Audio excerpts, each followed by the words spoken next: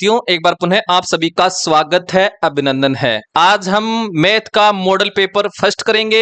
मैं total 21 model paper कराऊंगा, वो करके जाना मैथ में। इसके अलावा आपको और कुछ तामझाम नहीं करना है, ठीक है। लगातार जुड़ना है, वीडियो को शुरू से लेकर के लास्ट तक के देखना है। और अगर आपको हमारी ये क्लास अच्छी लगती है तो क्लास को लाइक करना है, शेयर करना है, और चैनल पर नए हैं चैनल को जरूर से सब्सक्राइब करना है। स्टार्ट कर लेते हैं आज के पहले क्वेश्चन के साथ। तो आज का पहला क्वेश्चन है आपके सामने, संख्याओं 50, 61, 52, 117 में से प्रत्येक में से कौन कौन नहीं है, कौन सी संख्या घटाई जाए ताकि इस प्रकार इसी क्रम में प्राप्त संख्याएं समानुपात में हो जाएं। देखिए, जब भी इस प्रकार के क्वेश्चन आए कि यह संख्या दी जाती है तो इनमें से कौन सी संख्या घटाई जाए या जोड़ी जाए, तो इस प्रकार के क्वेश्चन को करेंगे कैसे। तो संख्या लिख लो पहले, 50 है, 61 है, और 92 52 है, और 117 है, ठीक है। ऐसे करना है। अब शुरुआत की दो संख्याओं में अंतर कितने का है, तो 61 में से 50 निकालो, 11 का अंतर है। 92 और 117 में लास्ट की दो संख्या में अंतर कितने का है, तो 117 में से 52 निकालो तो आया है 25। अब क्या करेंगे, इस 11 को इस तीसरी वाली संख्या से गुणा करेंगे तो कितना है, यह गया 2, 1 और 10, 1012 है। और इस 25 को फर्स्ट वाली संख्या से गुणा करेंगे तो कितना हो गया है, 1250 आया है। अब क्या करेंगे, इन दोनों संख्याओं का अंतर देखो कितने का अंतर है, तो इनका अंतर आया है 238। इसमें भाग देंगे, इन दोनों संख्याओं का अंतर कितना है, 25 और 11 में, तो इसमें अंतर है 14 का, तो 14 का भाग दे दीजिए, तो कितने बार गया है, 17 बार। तो वो संख्या कौन सी जोड़ी गई थी, 17 जोड़ी गई थी, ठीक है। ऑप्शन नंबर 2 हो गया है आंसर। अगला क्वेश्चन देखिए, अगला क्वेश्चन है, टोकरियों ए और बी में रखे फलों की संख्या में 7:9 का अनुपात है। यदि टोकरी ए में से 6 फल निकालकर टोकरी बी में ढाल दिए जाएं तो यह अनुपात 1:3 हो जाता है। ए और बी में कुल कितने फल हैं, यह हमें बताना है। तो अनुपात याद रखा है 7:9। देखिए, बट्टे में रख दो इनको, 7 और बट्टे में 9। तो पहले को 7 को तो मान लेता हूं 7x और 9 को मान लेता हूं 9x। अब क्या कर रहा है, पहली टोकरी क्या है, 7x वाली है, तो इसमें से क्या कर रहा है, निकाल रहा है कितने, 6, तो 6 गठा दो, निकाल रहा है तो। और दूसरी वाली में जोड़ रहा है तो +6 कर दो। ऐसा करने पर अनुपात कितना आया है, यह आया है आपका 1:3, तो 1/3 कर दो। अब इसको हल कर लो, 3 को ऊपर से गुणा कर लो, तो 7x को 3 से गुणा करो तो 7 21x माइनस 6 18 बराबर 9x और +6, मतलब 1 इस तरफ गुणा हो जाएगा, यह आ गया है। अब देखिए 9x इस तरफ आ जाएगा तो 21 में से 9 घटाइए, तो 21 में से 9 घटाएंगे तो कितना हो गया आपका, 12 आ गया है। कितना आ गया, 12x आ गया है, बराबर ये 18 उस तरफ जाएगा तो कितना आ गया है, प्लस का हो जाएगा, तो 18 में 6 जोड़ो तो कितना हो गया, 24। देखिए 12 का भाग 24 में कितने बार गया है, 2 बार, अर्थात x का मान मेरे पास कितना आ गया है, 2 आ गया है। कितना आ गया है, 2। हमें क्या पूछा है कि a और b में कुल कितने फल हैं। a में हमने कितने माना था, 7x माना था, और b में कितने माना था, 9x। तो दोनों को जोड़ो, कितना हो गया है, 9 और 7 16, 16x आ गया है। हमारे पास x का मान 2 आ गया है, तो 16 और x का मान 2 रख दो तो 2, कितना हो गया है, 16 दूनी 32। तो दोनों टोकरियों में 32 क्या थे, फल थे। ऑप्शन नंबर 2 हमारा क्या हो गया है, आंसर हो गया है। अगला क्वेश्चन देखिए, बेटे और पिता की आयु का अनुपात 1:13 है। यदि 10 वर्षों के बाद अनुपात 1:3 हो जाता है तो बेटे की वर्तमान आयु क्या है। सुनिए, तो इनकी वर्तमान आयु का अनुपात दे रखा है बेटे की 1/13, इसको 1/13 के रूप में हमने कर लिया है। अब क्या करें, मैं 1 को मान लेता हूं 1x और 13 को मान लेता हूं 13x, ठीक है। अब क्या कर रहा है, 10 वर्ष बाद बोल रहा है, तो दोनों में 10-10 जोड़ दें, तो ये लीजिए 10-10 हमने जोड़ दिया है। ऐसा करने पर अनुपात क्या हो गया है, 1/3। 1:3 है तो इसको लिख दो 1/3 कर दिया है, ठीक। अब क्या कर लेंगे, इनको गुणा कर लेंगे, तो 3 को तो ऊपर से गुणा कर लेंगे और 1 नीचे वाले से गुणा हो जाएगा। तो 1x को 3 से गुणा करो तो 3x, और प्लस हो गया 10 को 3 से गुणा करेंगे तो 30, और बराबर हो गया 1 को 13 से गुणा 13x और प्लस 10 हो गया है। ये समझ में आ गया होगा। अब क्या कर लेंगे, ये 3x इस तरफ 13 की तरफ जाएगा तो माइनस का हो जाएगा, तो 13 में से 3 गया तो बच गया है 10x बराबर, ये 10 इस तरफ है 30 की तरफ आएगा तो माइनस का हो जाएगा, तो 30 में से 10 गया तो 20 आ गया है। 10 का भाग जरा कितनी बार, 20 में 2 बार, तो x का मान कितना आ गया है, x का मान मेरे पास आ गया है 2। कितना आया है 2। हमें क्या पूछा है, बेटे की वर्तमान आयु। बेटे की वर्तमान आयु हमने कितनी मानी थी, 1x मानी थी। तो 1 और x का मान कितना आया है 2, तो 2 से गुणा कर दो तो कितना आ गया है 2 आ गया है। ठीक है, तो बेटे की वर्तमान आ गई है 2, ऑप्शन नंबर 1 हमारा हो जाएगा आंसर। अगर हमें पूछता पिता की, तो पिता की हमने कितनी मानी थी 13x, तो 13x थी, तो 13 और x का मान कितना आया था 2, तो 13 दूनी 26, तो पिता की आ जाती 26 वर्ष। ठीक है, हमें बेटे की पूछा था तो 2 वर्ष आ गई है।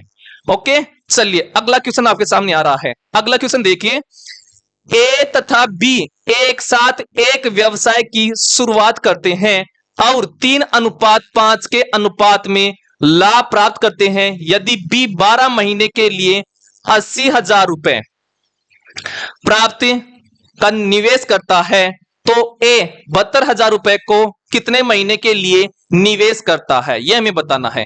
देखिए जो लाभ होता है इस प्रकार के, जब पार्टनरशिप करते हैं तो लाभ किस पर डिपेंड करता है, लाभ डिपेंड करता है किस पर, कि कितने महीने के लिए पैसे लगाया किसी व्यक्ति ने, कितने महीने के लगाया और कितना पैसा लगाया, गुणा कर देंगे पैसा मतलब रुपए, ये आएगा। ठीक है, हमें क्या दे रखा है बी के बारे में, तो पहले बी के बारे में कर लेते हैं। ये लीजिए बी के बारे में, तो बी का कितना दे रखा है, बी का देखिए यहां पर अनुपात दे रखा है लाभ 5, तो 5x मान लेता हूं इसके लाभ को, बराबर चलो महीना कितने महीने लगाए 12 महीने, तो 12 इंटू कितना रुपए लगाए थे बी ने 80,000 रुपए, ये लीजिए 80,000 रुपए। यहां तक समझ में आ गया होगा। अब हम इसको क्या कर लें, हल कर लेते हैं। ठीक है, चलिए 5 का भाग जरा देखिए 80,000 में कितनी बार, एक बार और 16, ये 16,000 बार जा रहा है। तो x का मान कितना आ जाएगा, तो x को गुणा कर लो, 16 दूनी 32 और 16 18 और 1 19 और 3 0 है, इतना आ गया x का मान। ठीक है, यह गया b का। अब a का निकाल लें, तो a बराबर क्या कर लें, a का कर लेते हैं। तो लाभ क्या होता है, किसके बराबर होगा लाभ हमेशा, तो a का भी हम क्या लगा देंगे सूत्र कि लाभ किसके बराबर होता है, लाभ बराबर होता है कितने महीने के लिए लगाया है पैसा, है ना, और रुपए कितने लगाए हैं इस पर डिपेंड करता है उसका लाभ। तो लाभ कितना है ए का, देखिए ए का दे रखा 3, तो 3x मान लें, और कितने महीने के लगाया है, हमें महीना निकालना है, तो महीना निकालना है तो इसको मैं t मान लेता हूं। ठीक है, समय को महीने को इनटू कितना रुपए लगाया है ए ने 72,000 रुपए, ये लीजिए 72,000 रुपए, ये समझ में आ गया होगा। ठीक है, अब सुनिए देखिए हमारे पास x का मान आ गया कितना, गुण 1,52,000, तो मैं यहां पर x का मान रख दूं, तो 3 इंटू 1,52,000 ये है बराबर t इंटू 72,000, ये समझ में आ गया होगा। अब क्या कर दें, देखिए 3 0 से 3 0 कट गया है, ये समझ में आ गया होगा।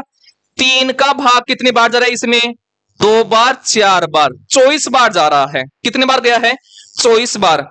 अब सुनिए 24 का भाग जा रहा है क्या इसमें, अब 24 का भाग जा रहा है इसमें 8 बार, कितनी बार जा रहा है 8 बार। तो देखिए टी का मान कितना आ गया है, टी का मान कितना आ गया 8 मंथ आ गया है। ठीक है, समझ में आ गया होगा। तो 8 मंथ आ जाएगा कि ए ने 8 महीने के लिए अपनी रुपए लगाए थे, मनी लगाई थी। ठीक है, ऑप्शन नंबर 3 हो गया है आंसर। अगला क्वेश्चन देखिए, अगला क्वेश्चन है 8 और 12 के तृतीयानुपाती तथा 4 और 9 के मध्यानुपात का अनुपात क्या होगा, मध्यानुपात का अनुपात निकालना है। तो पहले हम क्या निकाले तृतीयानुपाती, तो तृतीयानुपाती और इनका अनुपात निकालना है, मध्यानुपाती का अनुपात निकालना है, मध्यानुपात। ठीक है, तो हमें निकालना है 8 और 12 का तृतीयानुपाती। तृतीयानुपाती कैसे निकालते हैं, हम निकालते हैं b स्क्वायर बटे a करते हैं अनुपात। मध्यानुपाती कैसे निकालते हैं, अंडर रूट करते हैं और a गुणा b कर देते हैं। मतलब यहां पर पहली संख्या a है, यहां पर दूसरी संख्या b है, यहां पर पहली संख्या a और दूसरी संख्या b है। ठीक है, समझ में आ गया होगा। तो यहां पर b है 12, तो 12 इंटू 12 और बटे a कितना है 8, लीजिए 8 अनुपात, अंडर रूट लगा दूं, यहां पर देखिए a 4 है और b कितना है 9, तो 4 इंटू 9, ये समझ में आ गया होगा। अब इसको हल कर लेंगे। देखिए 4 के पाड़े से 2 बार और 4 के पाड़े से 3 बार, 2 के पाड़े से 6 बार। तो इस तरफ तो आ गया 6 3 18 अनुपात।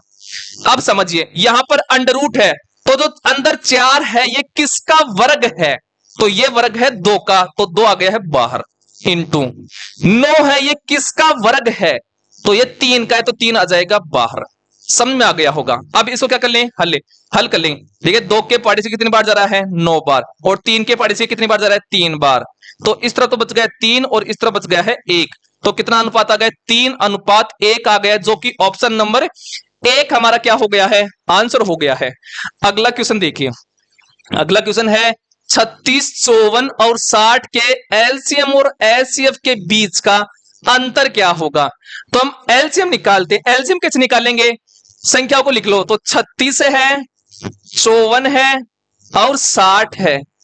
तो एलसीएम निकालते हैं, तो ऐसे लाइन खींच लेनी है। अब ये करना है कि इनमें कौन सी संख्या का भाग जा रहा है।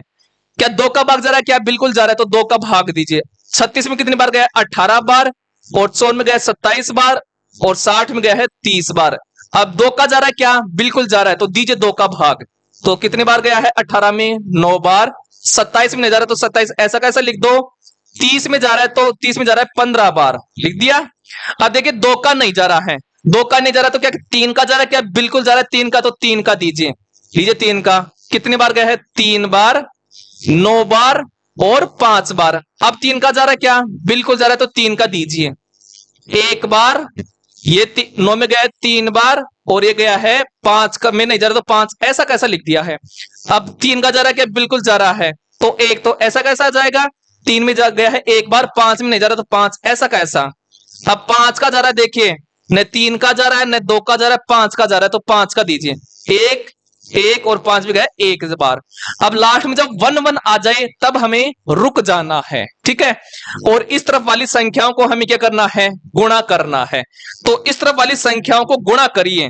तो इस तरफ वाली संख्याओं को जब गुणा करेंगे तो हमारे पास आ जाएगा 540। तो इनका एलसीएम कितना आ गया है 540 आ गया है।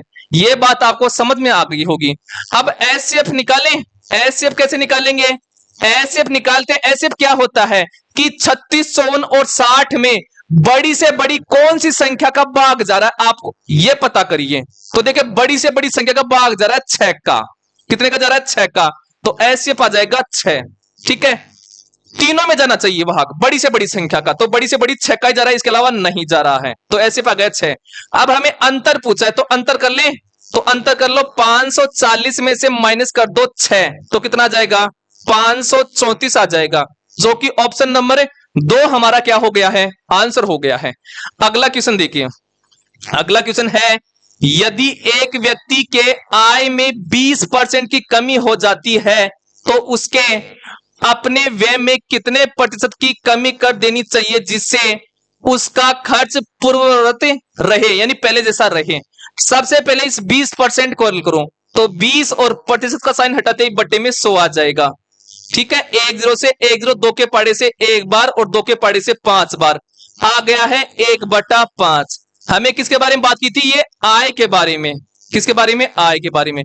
तो नीचे जो मान होता है ये प्रारंभिक मान को दर्शाता है, अर्थात उसकी प्रारंभिक आय थी 5। अब प्रश्न में क्या बोल रहा है, कमी हो गई आय में। ऊपर वाला मान बताता है कमी या वृद्धि को। क्वेश्चन में बोला है कमी हो गई है, तो पहले 5 आय थी, अब 1 कम हो गई है उसमें, तो 5 में 1 निकालो, तो 4 आय हो गई है बाद में। अब जो आपका व्यय होता है वो आय का क्या होता है, उल्टा होता है, तो व्यय निकालें, तो व्यय लीजिए। तो व्यय क्या जाएगा, उल्टा, यानी कि 4 आ जाएगा पहले और 5 आ जाएगा बाद में, ठीक है। 4 उसका प्रारंभिक खर्च था और बाद में खर्च हो गया था 5। वो हमें बता रहा है कि व्यय में कितने प्रतिशत की कमी करें। तो देखिए पहले व्यय था 4, अब कितना हो गया 5, तो कितना बढ़ गया है 1, मतलब 1 की कमी करनी पड़ेगी। किस पर, इस 4 पर, तो 4 को रखें नीचे और इसको प्रतिशत में बदलना है तो ऊपर गुणा में 100 लगा देंगे। ये लीजिए 100, 4 का भाग 100 में गया कितनी बार, 25 बार, तो ये आ गया है 25% आ गया है। कितना आ गया 25%। ऑप्शन नंबर 4 हमारा हो गया है आंसर। अगला क्वेश्चन देखिए, अगला क्वेश्चन है यदि एक विद्यालय में 60% विद्यार्थी लड़के हैं तथा विद्यालय में लड़कियों की कुल संख्या 460 है तो विद्यालय में लड़कियों की संख्या क्या है वो बताना है। तो देखिए प्रारंभ में कोई भी चीज अपने आप में 100% होती है, तो विद्यालय में प्रारंभ में 100% विद्यार्थी थे। इस 100% में से देखिए आपका दे रखा है क्या, लड़के दे रखा है, बॉयज दे रखा कितना 60%, ये लीजिए 60%। तो इस 100 में से 60% अगर लड़के 60% है 100 में, तो गर्ल्स कितनी हो गई हैं, तो 100 में 60 निकाल दो तो 40% क्या है, गर्ल्स है। ठीक है, हमें क्या दे रखा है, लड़कियों की संख्या, मतलब हमें 40% की वैल्यू दे रखी है।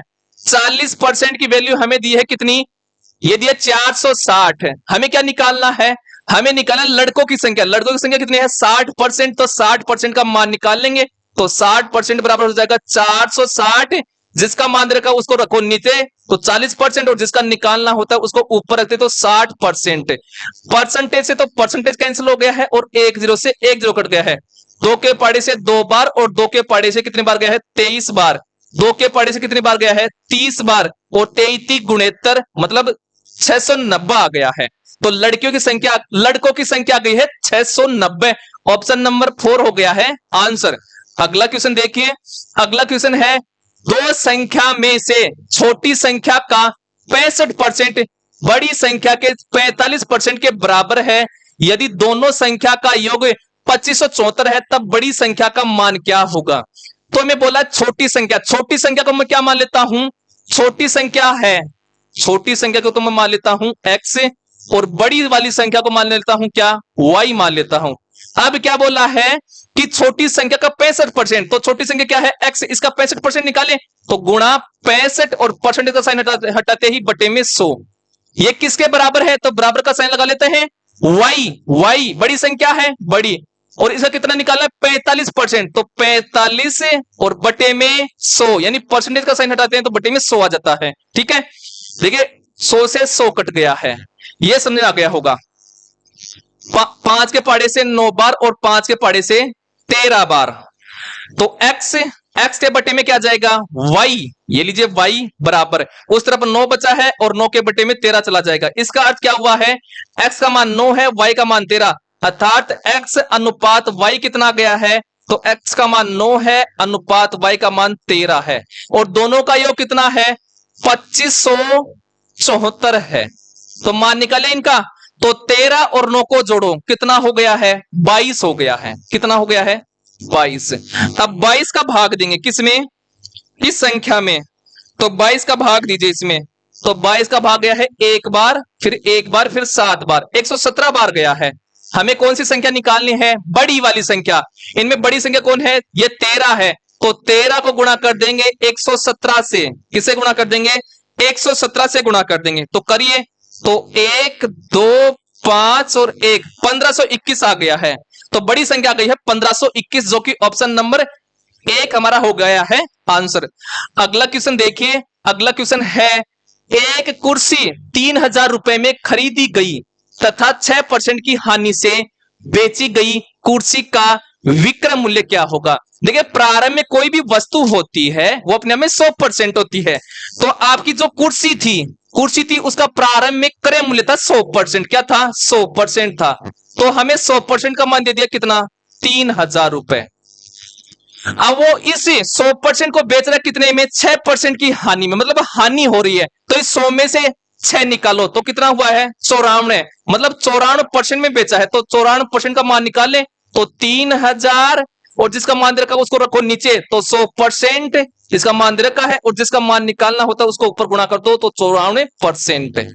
ठीक है, परसेंटेज से परसेंटेज कैंसिल हो गया है, 2 0 से 2 0 कैंसिल हो गया है, गुणा कर ले तो 0, और ये होगा 4 3 12 1, और 9 3 27 1 28, 2820 में वो बेची गई थी, अर्थात उसका विक्रय मूल्य आ गया 2820, जो कि ऑप्शन नंबर 3 हो गया है आंसर।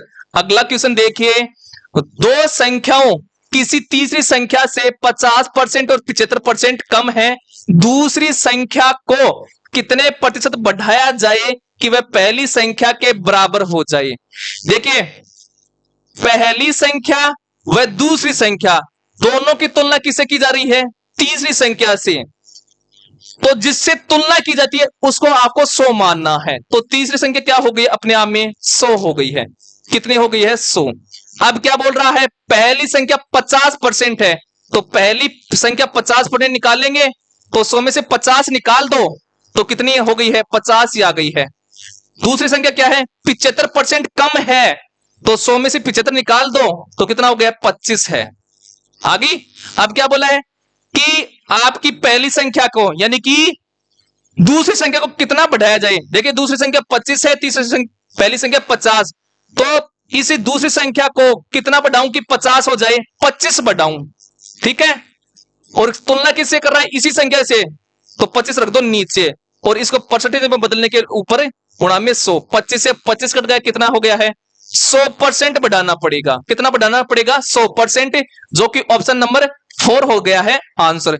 अगला क्वेश्चन देखिए, अगला क्वेश्चन है यदि x का 48% y के 80% के बराबर है तब x अनुपात y निकालना है। तो x का मतलब होता है गुणा, का मतलब क्या होता है? गुणा। तो ये लीजिए x और का मतलब होगा गुणा 48%, और ये किसके बराबर है? ये लीजिए बराबर y, तो y और का मतलब होता है गुणा और 80%, ये लीजिए 80% आ गया है। परसेंटेज से परसेंटेज कट गया है, 16 के पढ़े से कट गया है 3 बार और 16 पंजी 80 5 बार। x तो इस तरफ आ गया है और y आ गया है नीचे, x के नीचे y आ जाएगा, उस तरफ 5 बचा, इस तरफ 5 बचा है और 5 के नीचे आ जाएगा 3। इसका क्या हुआ है? x का मान 5 है, y का मान 3 है, तो x अनुपात y निकाले, x का मान 5 और y का मान 3, तो 5 अनुपात 3 आ गया है, जो कि ऑप्शन नंबर 4 हो गया है आंसर। अगला क्वेश्चन देखिए, अगला क्वेश्चन है रुपए 25,000 का 10% वार्षिक ब्याज की दर से 2 वर्ष का चक्रवर्ती ब्याज है, जबकि ब्याज वार्षिक दर क्या होगी? मतलब चक्रवर्ती ब्याज निकालना में 25,000 का, तो 25,000 का निकालना, ये लीजिए 25,000, और कितने साल का निकालना? 2 साल का। जितनी साल का निकालना होता है उतने डंडे खींचना है, तो 2 डंडे खींच दो, 2 साल का निकालना है तो। और ब्याज दर कितनी है? 10%। इस 10% को करो तो 10 और परसेंटेज का साइन हटाते ही बटे में 100, 1 0 से 1 0 ऊपर बच गया है 1 और नीचे 10, तो 1/10 यहां पर लिख दो और 1/10 ही यहां पर लिख दो, क्योंकि प्रत्येक साल 10% है, ठीक है। अब 25,000 का हमें निकालना है 1/10, कैसे निकालेंगे? तो 1/10 और किसका निकालना है? 25,000 का, तो 25,000 को ऐसे कर लेंगे 1 0 से 1 0, कितना है? 2500, ये लीजिए 2500 आ गया है, और इसका भी क्या जाएगा? 2500। ये बात समझ में आ गई होगी।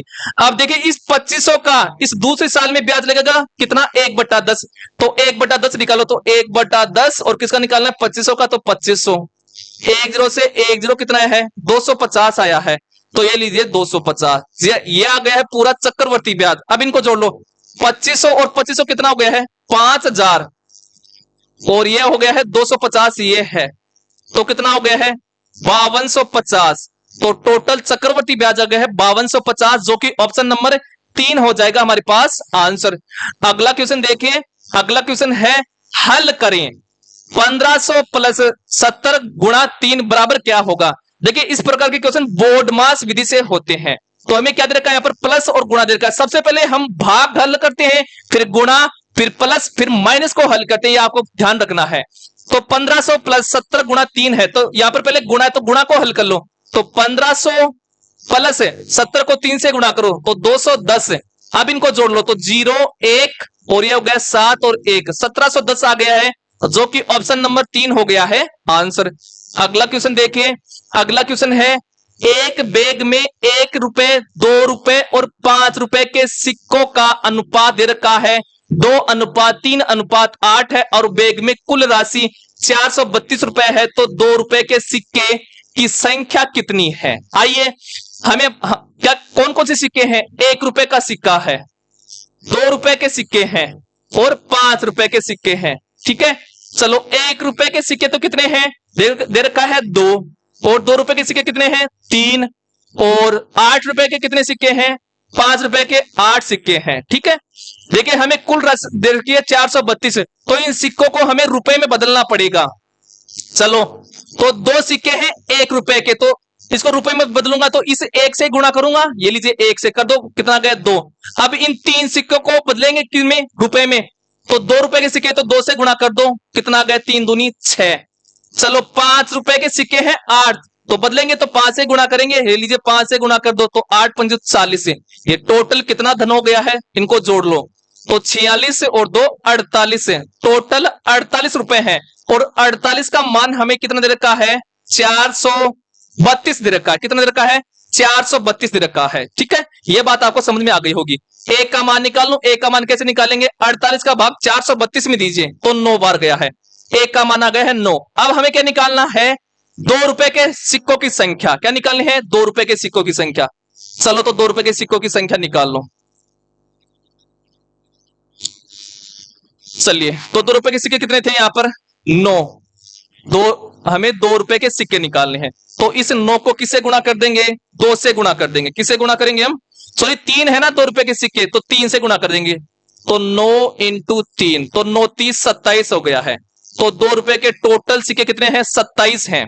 ठीक है, यह बात समझ में आ गई होगी। अगर हमें निकालना होता 5 रुपए के सिक्कों की संख्या, तो कितने सिक्के थे? 8। इस 8 को, जो हमारे पास 9 आया, इसको 9 से गुणा कर देते, तो 9 अंटा 72, 72 सिक्के हो जाते 5 रुपए के। अगर हमें निकालना होता किसका? 1 रुपए के सिक्के, तो 1 रुपए का कितना अनुपात था? 2। इस 2 को किससे गुणा कर देते? इस 9 से, तो 9 से गुणा कर दो, तो 9 दूनी 18। तो हमें पूछता 1 रुपए के सिक्के, तो 18 आते। ठीक है, तो ये होते हैं आज की क्लास के हमारे क्वेश्चन। कितने क्वेश्चन हो गए हैं आज की क्लास के? 15। डेली 15 क्वेश्चन करेंगे, क्योंकि हमारी एग्जाम में, 4th ग्रेड की एग्जाम में 15 क्वेश्चन ही आएंगे, आपको पता होगा भाई साहब। ठीक है, तो लगातार बने रहिए इसी प्रकार से। डेली एक मॉडल पेपर कीजिए। टोटल एक क्लास में हम 15 क्वेश्चन कराएंगे, टोटल 21 मॉडल पेपर कराएंगे। तो 21 को 15 से गुणा कर लो, वही रट के जाना है, इसके अलावा आपको कुछ नहीं देखना है। ये हम विश्वास करना है, विश्वास पर दुनिया टिकी हुई है, आप भी विश्वास करें।